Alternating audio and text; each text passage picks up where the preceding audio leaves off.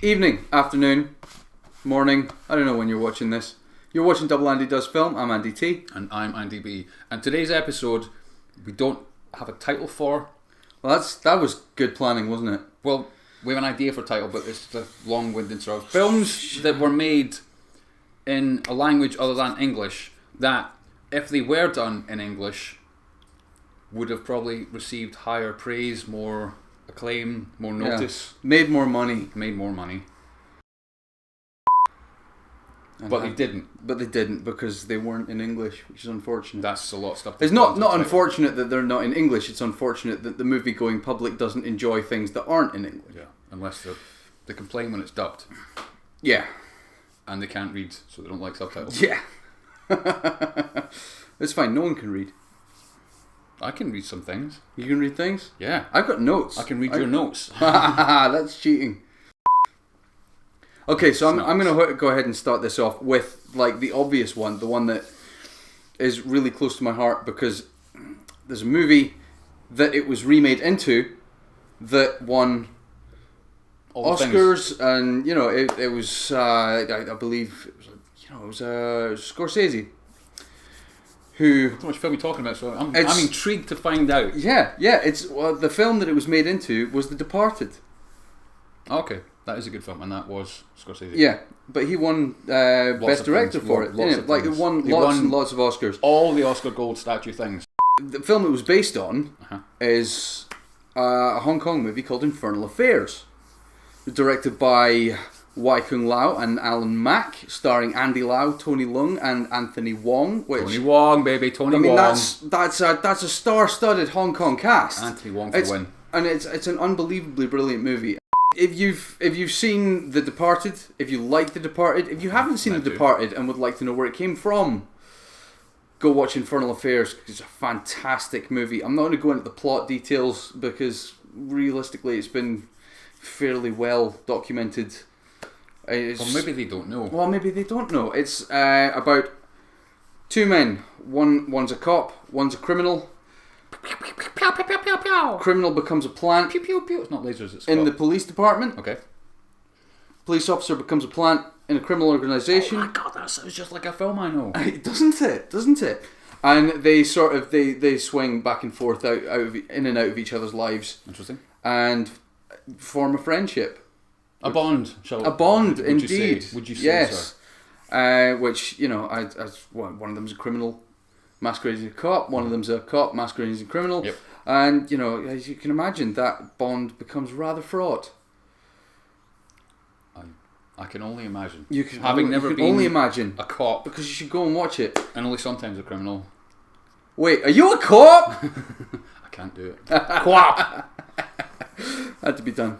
So anyway, yes, go watch Infernal Affairs. It's a fantastic piece of Hong Kong cinema and a true cinematic gem. And it would have been good or better. Not a better film. I don't think it's a better film. It would have had all the accolades and acclaim that The Departed got. Yeah, basically, which is kind of my point for including it here. Well, that proves the point of the video. It does. Well, I thought it was a nice little example. But you've just gone for it. So yeah. You shot for the moon and you hit it, and that's the target, and that just proves the point of this video. Thanks, everyone. Come back and watch us do something else next week. So, you've got a couple of examples as well. Yeah. I'm going to have to pick up my notes because my note I can't read, so I can't put it on a piece of paper. You can't put it on a piece of paper if you can't read. A movie called Ninth Company. Ninth Company, okay. I haven't seen that one. Came out in 2005. Okay. If you haven't seen it and you're okay with watching a subtitled film, which you should be, and you are, go and watch it. It's a very good film. The story is of the Ninth Company, 354th Airborne Regimental Guards, I think. Okay. Of the Soviet Army. Right. So kind of Russian theme. It's very Russian because it's in Russian, set in Russia, about Russian things. That's quite Russian themed. It can't get more Russian than that. It tells the story of conscripts and recruits at the very end of the Russian-Afghan conflict, which was between 1979 and 1988. The film itself, if you're okay with subtitles, I swear to you, go and watch the film. It's extremely well made. It's beautiful, and it's also gritty and very realistic. It's very reminiscent of things like Platoon, We Were Soldiers. Right, okay, yeah. Fucking high caliber war movies with your Mel Gibsons and your Matt Damons and your that sort of thing. It's a very well made film. It does take liberties with the truth, right? But I like mean, artistic based license. on a true story. I mean, is it liberties or is it artistic license? There's or is it there's fudging the truth to get a story in there? Some minor factual differences. Right, okay. But overall, that's to be expected. What happened with 9th Company, 354th Regiment Airborne Division Guards, Russian Army thing. Yeah. That happened. It was a fight on Hill. I'm not going to guess, that's on my notes. Hill 32-34, I think. Right. Yes. Nice. Nice. Towards the end. I'm sure if you're Russian, speak Russian, or have any friends in that half of the world, you will know this film. You'll have watched it and you can think what you want, but I think it's a great film. It did win enormous amounts of praise and awards in Russia. Right. It won the equivalent of okay. Best Picture, Best Cinematographer, Best Soundtrack or Best Score. Wow, okay. In Russia. They call it Golden Eagle. The Golden Eagle. Gold Eagle, the Golden Eagle Awards. Okay, right. Which is the Oscars. Uh-huh. I like a Golden Eagle. I'd rather have a Golden Eagle than an Oscar. Who the hell is Oscar? What's this stupid little statues to call? I want a big fucking Golden Eagle to put in the mantelpiece, just like watch everyone that comes into my house.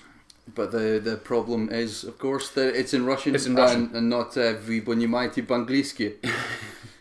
Which is, do you speak English? I don't think it is. It is. It actually is. It's not. It is. I learned a smidge. You can put subtitles below yourself when you said that if you like. Either way, the film is beautiful. It really is. It's a tour de force. It hits all the beats of a fantastic war film. If it wasn't in Russian and it had, I don't know, Matt Damon or somebody else famous with Oliver Stone directing it, right? Or it would have made huge waves. Had it been done in English, it would have got a lot more attention and a lot more claim on this half of the planet. Right. It's a good film. Just go see it. I'm always right, as we've discussed before, and have scientifically and empirically proven through experiments and whatnot. I'm always right. He's not always right. He was right about the interstellar thing from a previous video, but he's not always right. Moving on. Right. Okay, my next pick is, I love a good slow burn sci-fi space porn movie. Not porn in space. Not porn in space. Porn of space. Slow burn porn in space thing. That's a weird film. That is a weird film. But space porn. Porn of space. Porn of space. Spatial pornography. Your 2001, your 2010, your Interstellar. That kind of slow burn. We're in space. Something's a bit wrong. Yep. Yeah. That's what I'm looking up because there's no up and down in space. See, no, it's north I'm and always south. Right. Port starboard. Oh wait, hang on. We go north.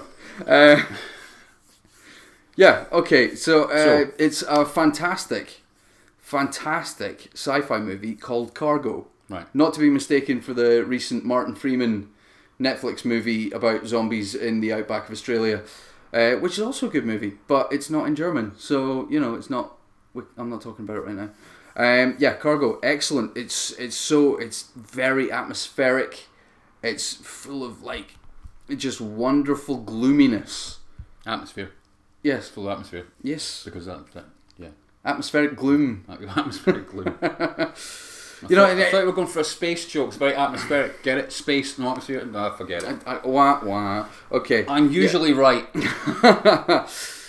Yeah, the way it's put together is it's all very believable, and it's got a kind of almost expansive feel, like humanity moved into the stars. You mean Titan A feel? And then totally. And but then completely overpopulated in that way that humanity does. We have a tendency to do that. Yeah, we have a tendency to do that because we just can't stop rutting. Space porn. Yeah, that's the problem right there. Yeah, there should be more of it. So there's a problem with overpopulation in the outer planets and outer space stations, and there's this promise of a promised land somewhere out there, somewhere that very few ships can take you, and it's this wonderful Eden. Okay. And I don't want to tell any more because I haven't seen it yet. I'm going to spoil the plot, and I don't want to do that because it's an excellent movie. Also, we didn't say spoiler warning at the beginning of anything. Yeah, so I ain't spoiling nothing. Don't do nothing. It's Nothing. Safe, family-friendly, PG-13 video. No Yeah, spoilers, absolutely. except the space porn chat. So yeah, Cargo.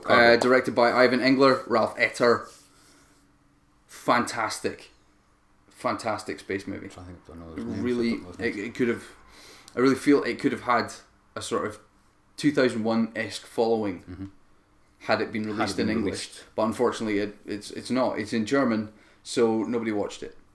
That's a shame. It is a shame because it's a wonderful movie. I'm probably going to watch that then. You should, yes. So what's your next pick? My next pick's Troll Hunter. Now, Right. Okay. this had a very limited, moderate kind of flash in the pan release. I think 2010 this came out. That rings a bell. It's a Norwegian film. It was on Netflix. Probably, because Netflix will fucking take anything. Norwegian film directed by or made by André Overdal.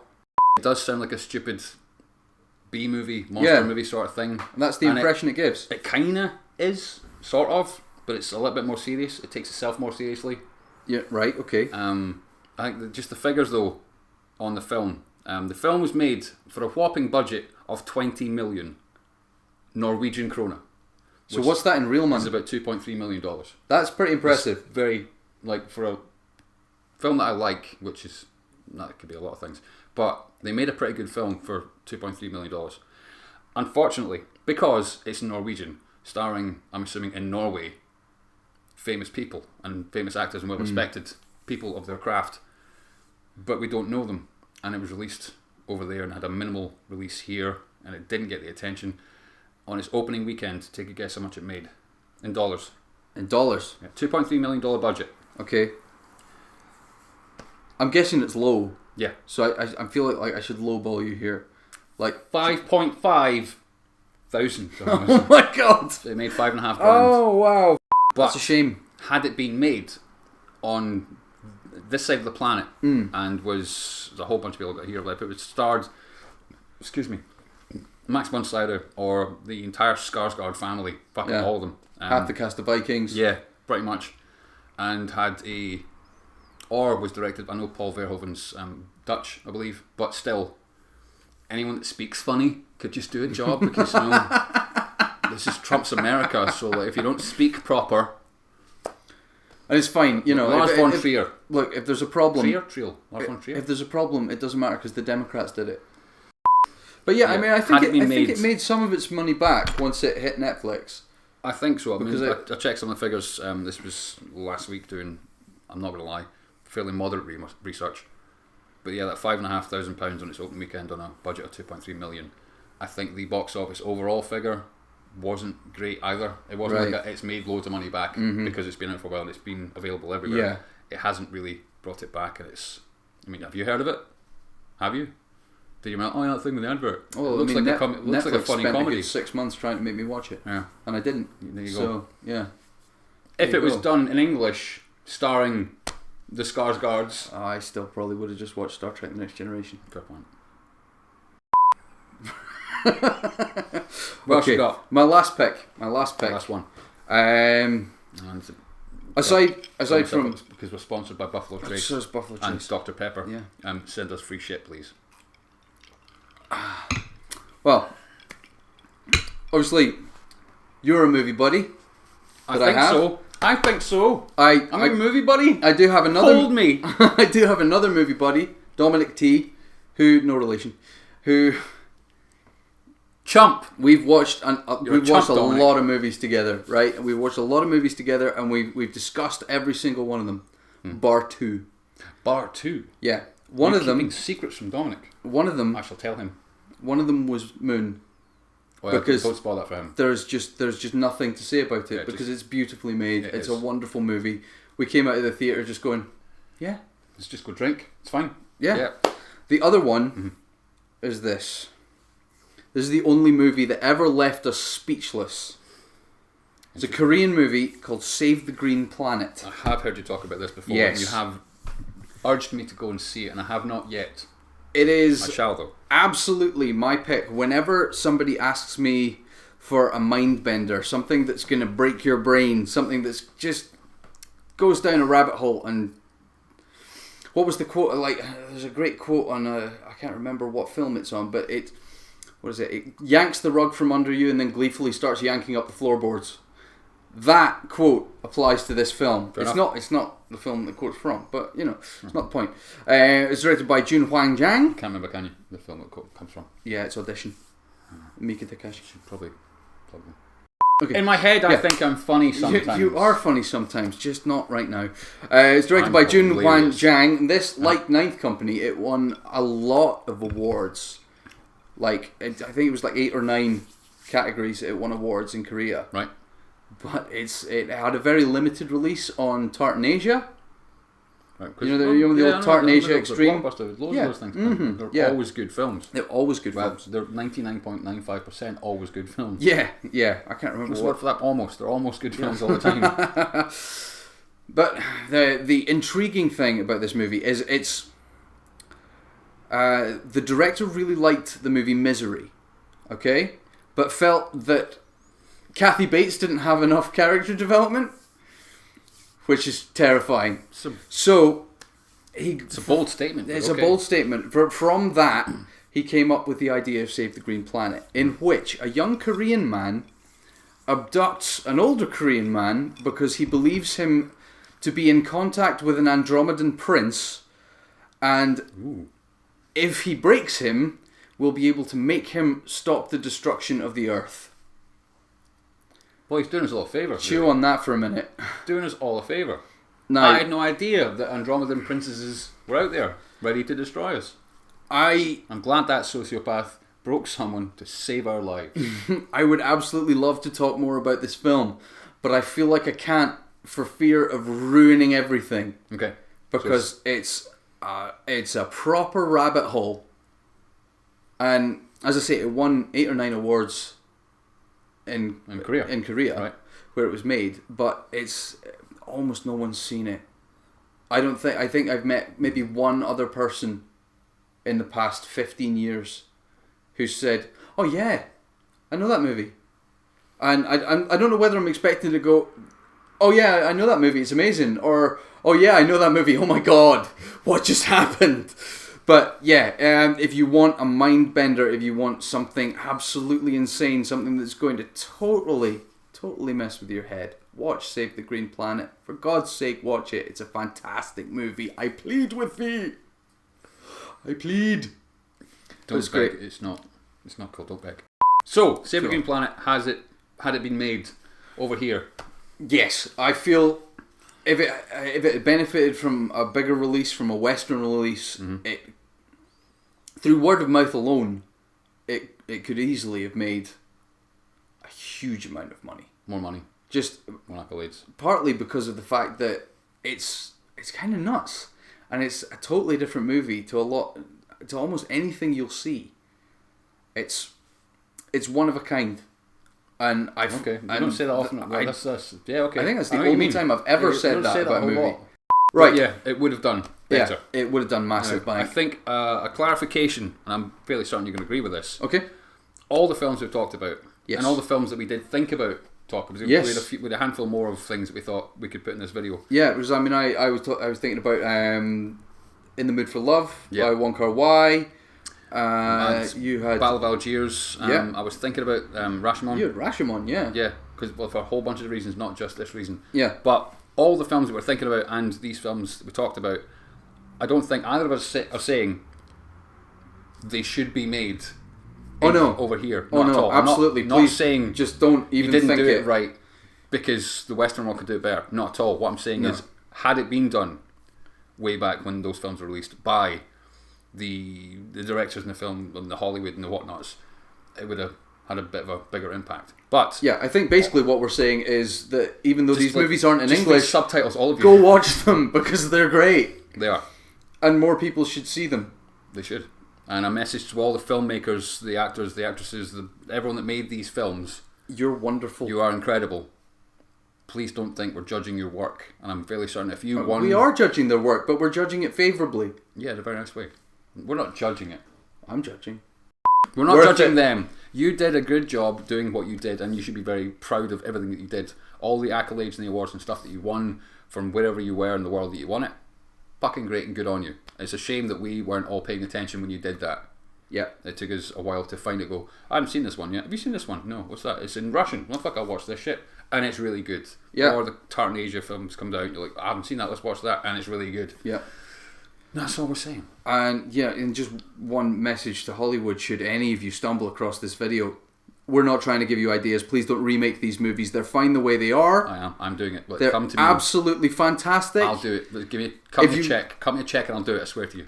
If you've learned anything, learn from Old Boy, because frankly, that was a fantastic movie in Korean, but nobody wanted it in English. Nobody. I don't think Hollywood learns its lesson. That's the problem. Oh God, yeah, you're right. I like to think Hollywood is just this one single entity. Like it's one old white man aboard. Hollywood. Just Hollywood is just this one thing. It's like Ego, the living film industry. Exactly. It's not like an entire film industry and a whole part of it. Nah. So just don't do it. And to the audience out there in the world, just like subtitles more. Absolutely. Absolutely. Anyway, I think that's all from us. I believe so. I've been Andy B. Thanks for watching. I've been Andy T. Remember to like, comment, and subscribe should you feel the need. And we'll see you next time when Double Andy Does Film. Buffalo Trace, send us more.